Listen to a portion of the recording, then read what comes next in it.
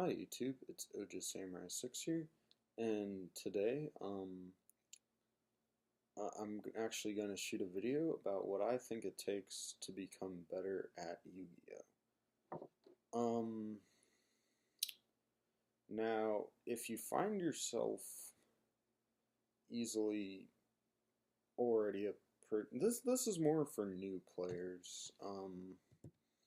So if you find yourself kind of easily just getting your invite to nationals, I think this would just be kind of a waste of your time unless you really enjoy watching my videos. But if you're somebody that maybe you go to regionals and you just, if you ever manage to get your invite, you kind of just get it by the skin of your teeth, then yes, I do suggest watching this. Or something worse than that. Maybe you have a really tough time winning locals or something. But yeah, so let's get started. Okay, so first off, we're going to talk about skill level compared to the deck you use. Now, good skill in Yu-Gi-Oh! Is very important, but at the same time, it also matters what deck you're using.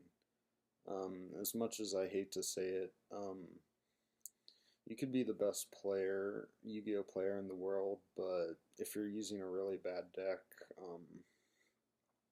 good luck. What I mean by that is, if you try, you're going to eventually get better at Yu-Gi-Oh. But if you're not using a very good deck, even if you're going against pretty bad players, it's going to be a really hard time for you to really succeed with such a bad deck. That's why a lot of the people you see topping that are really good players with really good decks that pretty much go with whatever's top tier. That's why you see them rampaging so easily.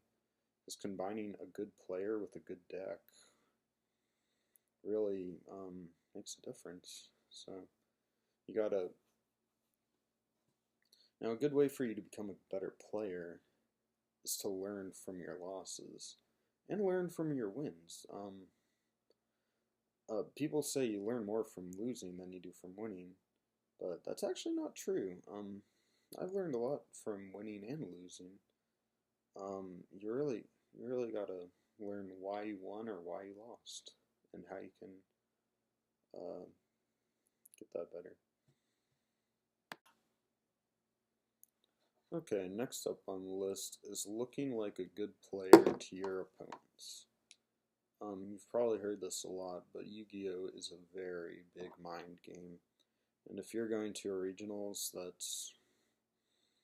standard is anywhere from 7 to 9 rounds. It's going to put in a lot of work, and your opponents, and you also, are going to be very exhausted after probably about round 5. They can really screw things up. You gotta really take that to your advantage. That's what I do a lot. But ways to look like a good opponent. The reason you always want to look like a good opponent is like you want to look like a good player is because it puts in your opponent's mind that they're going to have a tough time beating you, and that's actually what you want them to be thinking, because it's going to hurt their confidence level, making it harder for them to beat you. And ways to look like a good opponent. First of all, you want to be using card protectors, and not just those Yu-Gi-Oh! 5Ds ones that they gave you in the tins. If I see anybody using those against me, that were from, what, 2010?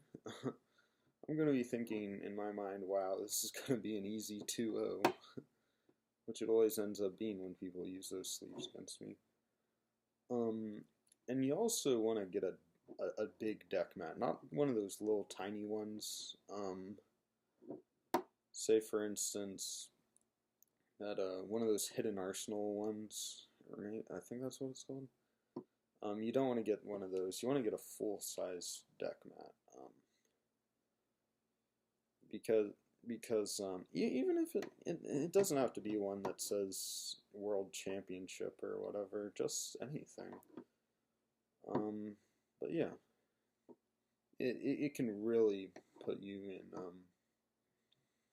big advantage by your opponent simply thinking you're a better player for them, because that will hurt their confidence level. And whoever has the higher confidence level a lot of times ends up being the winner, believe it or not. Okay, next up we're talking about not just using the same exact deck / change cards going with the meta. Now,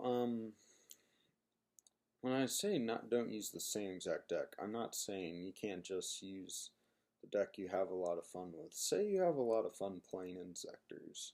If you really get a huge kick out of that deck and think you could seriously get your invite with it, then sure, go for it.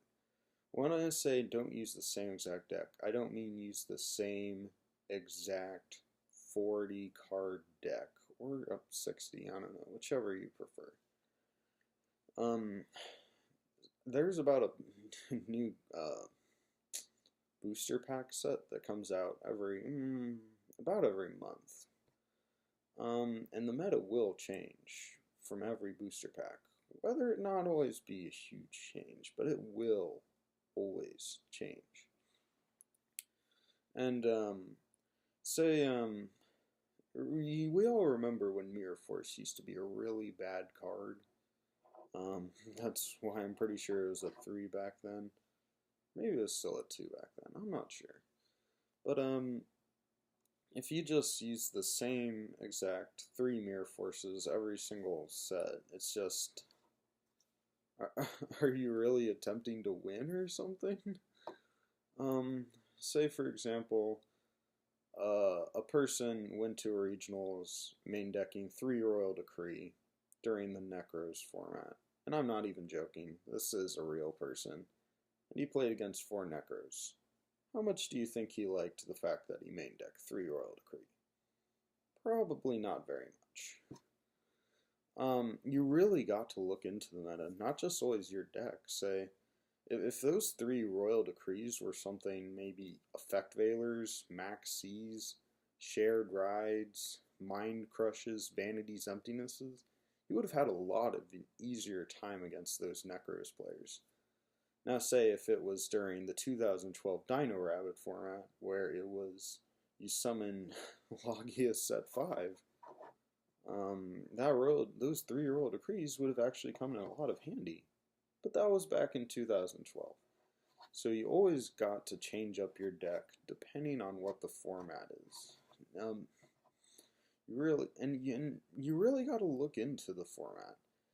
Something I always do is I always look at what decks are topping and getting their invites to nationals, especially YCSs and ARGs, because those are those usually really represent what the meta is right now. Okay, now for the second to last subject, good side decking / putting time and thought into side decking. Now, you don't want to just throw together a random 15 card side deck and expect to walk away with your invite. Now, there was that X-Saber player in, I believe, the year 2012, maybe 2013, one of those two, that did not play a single side deck card and actually managed to get his invite to nationals. Not sure if that was regionals or YCS.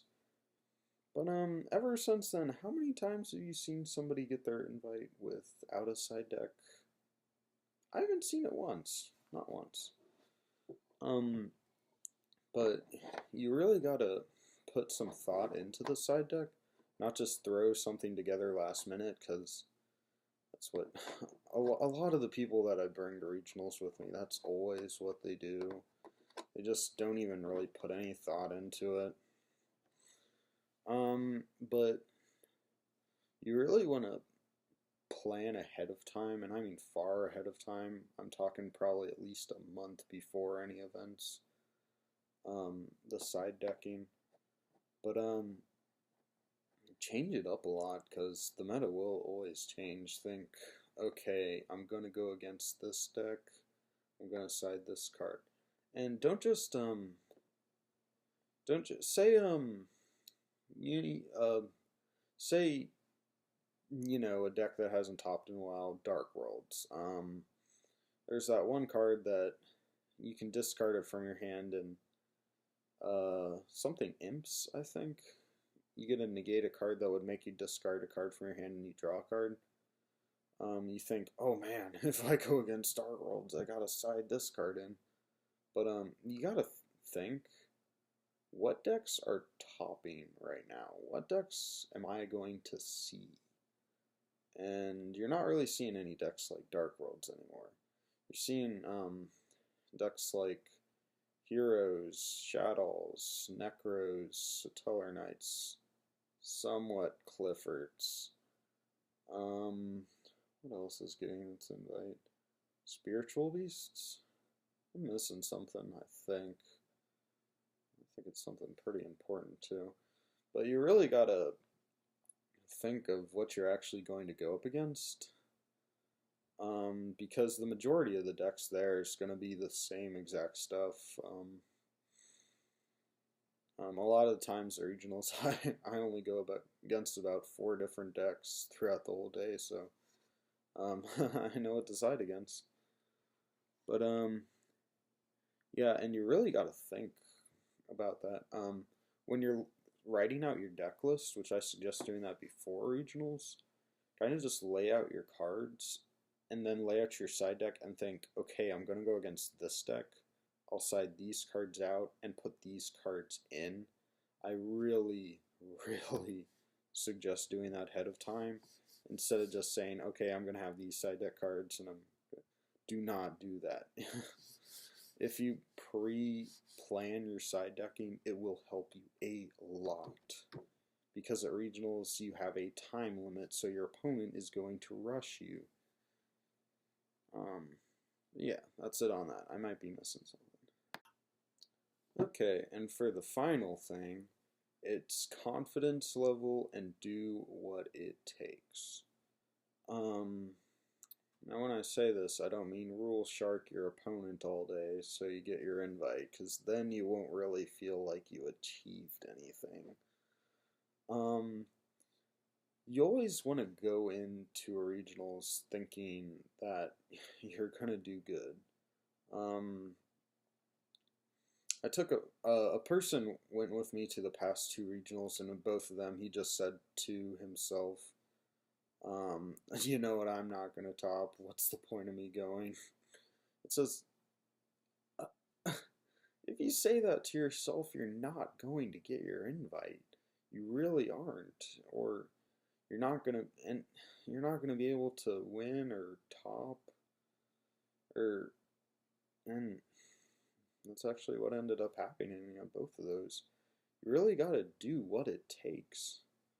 Now this can be just simple things. Say for good examples, I always try and get new sleeves or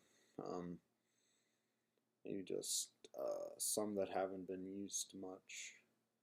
I always like getting my favorite deck mat. I like this one specific case I have. I like using the 20-sided die I have. I like having something to write down, keep track of life points. But if I didn't have these, it would really mess up with my mind, and I think that would kind of hurt my confidence level, and I'd have a tough time really doing good. And that's with other people too. Make sure you have the deck mat you want, the sleeves you want. Bring any, if you have any good luck charms, bring them. It'll make you feel better and more confident. But yeah, if you're gonna go to a regionals, feel confident. Really, it really makes a difference. Um, to be honest, the regionals I got my invite to, I tried to get as confident as possible. My tactic was the night before, I kept listening to the same Naruto music. Not Shippuden, the original series. I like the original series a lot better. But it really motivates me, and you gotta get motivated. If you don't feel confident in yourself, you're just not gonna get away with it. You gotta keep trying. And finally, guys, never give up. Never give up. You wanna get your invite someday? Just keep trying. As long as you're trying, you're winning, you're learning from your wins and losses and why you won and why you lost. You will get your invite. Never give up. Thanks for watching, guys. Please comment, like, and subscribe. Hope this helped.